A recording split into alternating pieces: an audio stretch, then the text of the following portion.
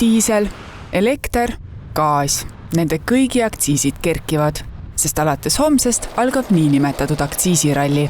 Kui tarbija ja ettevõtete konkurents selle välja kannatab, siis iseenesest ei oleks ju probleemi, aga küsimus täna ongi selles, et kas ta kannatab enam. Me tegelikult ju erinevate küsitluste pinnalt teame seda, et järjest on kasvanud nende majapidamiste hulk, kes igapäevaselt võib-olla ei tule enam otsotsaga kokku. Aga vaatame üle, mis täpselt muutub. 1. maist tõuseb maagaasi aktsiis ligikaudu 18%, üle 20% tõuseb vedelgaasi aktsiis, lisaks suurenevad mootorimaagaasi ja vedeldatud olekus mootorimaagaasi aktsiis ligi 5%.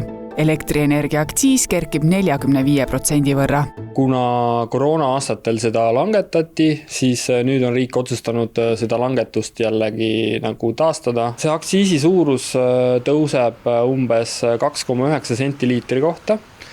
Küll aga sinna lisandub Eestis ka käibemaks juurde, et tegelikult koos käibemaksu suurusega on see lausa 3,5 senti liitri kohta. Diisli hind homsest alates aktsiisi tõusude tõttu 3,5 senti kallim. Ilmselt oleks mõistlik täna juba veidikene ette tankida. Rõõmustada hetkel võivad need, kes tangivad bensiini, sellepärast et bensiiniaktsiis veel ei tõuse, aga see rõõm on üürikene, sellepärast et ka bensiiniaktsiis hiljemalt juulist tõuseb, mis tähendab seda, et ka bensiinihinnad lähevad kallimaks. Lisaks on plaanis bensiiniaktsiisi tõsta igal järgneval 3 aastal 5% aastas. Sinna juurde tuleb selle aasta juulikuus 2% käibemaksu tõus. Mõlemal kokku, nii diislikütus, kui ma võtan ka selle eelmise aasta aktsiisi tõusu ja nüüd 4 järjestikust aastat bensiinile aktsiisi tõusu, siis kokku on 12,1 senti nii-öelda see 4-aastane siis aktsiisiplaan.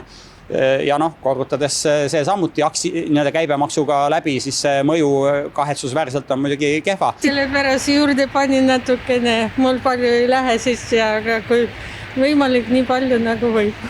Diislipaagid saab täna täis panna, homsest tõuseb ka elektriaktsiis. Kas nüüd oleks paslik ka kõik pesud ära pesta, et soodsama elektriga läbi ajada? Võib ka nii öelda, aga iseenesest kui seal arvel sellist märgatavat mõju ei tule.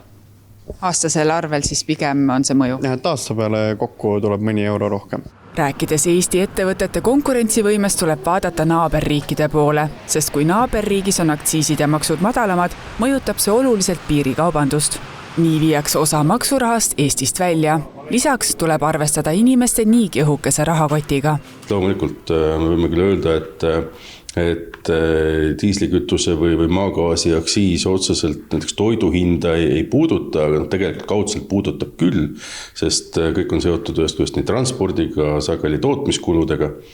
Ja kui see toob kaasa ikkagi toodete hinna kasvu ja ka igapäevaselt tarbitavate toodete hinna kasvu, siis loomulikult me peame seda arvestama. Kõigi hindade tõusu halbade uudiste juures tuleb otsida häid asju kui nõela heinakuhjast. Siiski on, mille üle veidigi rõõmu tunda. Täna me oleme ikkagi selles seisus, et meie tarbijad, kes tarbivad siis diislikütust, on ikkagi Läti, Leeduga võrreldes väga õnnistatud seisus, sest meie hinnad, diislikütuse hinnad on ikkagi Baltikumi madalaimad. Kuna maailmaturu hinnad on viimasel ajal olnud languses või langustrendis, siis üleüldine hinnatase on olnud küllaltki taskukohane võrreldes potentsiaaliga, mida ta saaks olla, kui oleks maailmaturu hinnad kõrged.